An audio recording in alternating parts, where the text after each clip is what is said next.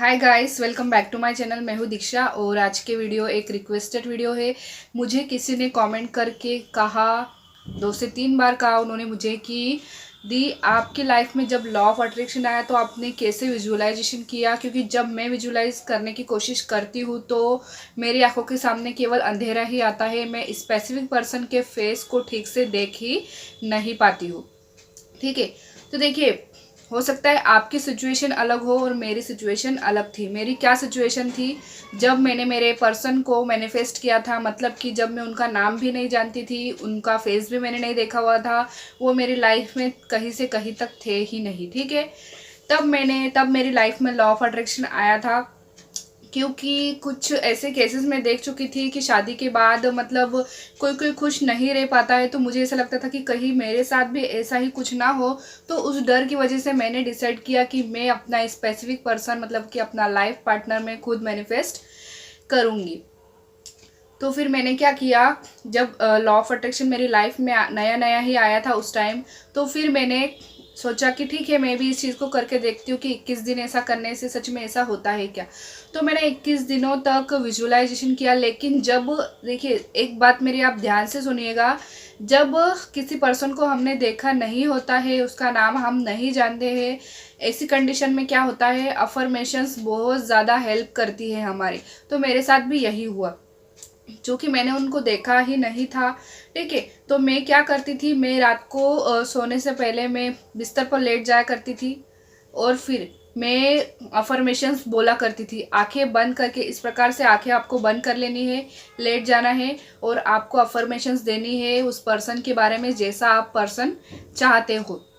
ये तो पहली बात हो गई। जैसा आप पर्सन चाहते हो, मतलब आप चाहते हो कि उसकी फैमिली में कितने लोग, जैसे मैं मेरी बात करूँ तो मैं बोलती थी उनकी फैमिली में इतने इतने लोग होने चाहिए, उनकी जॉब ऐसी होनी चाहिए। ठीक है, और मतलब उनकी लुक्स के बारे में तो नहीं, बट सिर्फ नाक के बारे में मैंने कहा था कि उनकी नाक लंबी होनी चाहिए मेरे पर्सन की।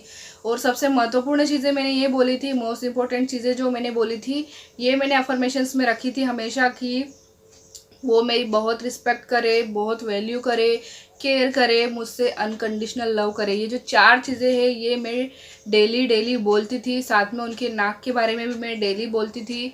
और आंखें बंद करते ही मुझे ना, मतलब एक ऐसे पर्सन दिखाई देते थे, मतलब जिसका हमने फेस नहीं दिखा है तो जाहिर सी बात है उसका फेस नहीं दिखेगा, लेकिन पीछे का जो बॉडी पोर्शन होता है वो तो सबका सेम ही होता है। तो मैं मुझे आंखें बंद करते ही जब मैं ऐसे अफर्मेशन बोलती थी तो मुझे एक पर्सन दिखाई देता था।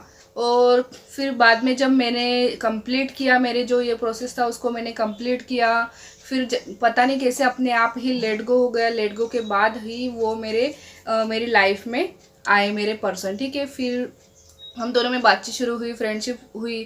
फिर बाद में जब उन्होंने मुझे फिर शादी के लिए उन्होंने कहा तो फिर ये बहुत बड़ी मुश्किल समस्या मेरे लिए थी कि अब मैं इनके साथ शादी कैसे मैनिफेस्ट करूं। क्योंकि क्या कहेंगे, इंटरकास्ट की वजह से, क्योंकि वो सिंधी है, मैं महाराष्ट्रियन हूँ, मैं मराठी मुलगी हूँ।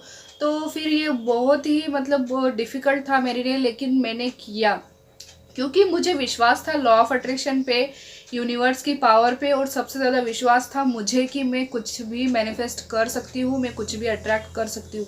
आप चाहे कुछ भी अट्रैक्ट करने की कोशिश कर रहे हो, बस आपको खुद पर विश्वास रखना है कि मैं इतनी ज़्यादा पावरफुल मैनिफेस्टर हूँ कि मैं कुछ भी मैनिफेस्ट कर सकती हूँ, कुछ भी, मेरे लिए कुछ भी असंभव नहीं है। ये वाली थिंकिंग जब हमारे माइंड में होती है तो हम कुछ भी मैनिफेस्ट कर सकते हैं।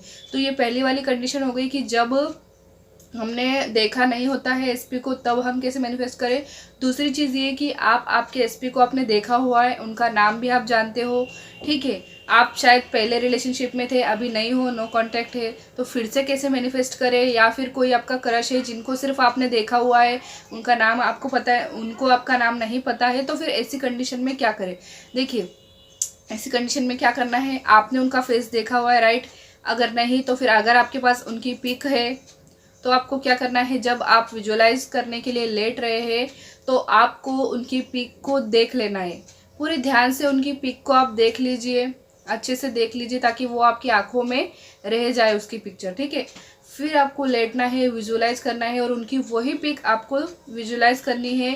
साथ ही साथ अफर्मेशंस भी आपको मन में बोलना है, जो भी अफर्मेशंस आप बोलना चाहते हो। अब आपको क्या अफर्मेशंस बोलने वो तो आप ही को पता होगा, तो यही चीज़ करनी है।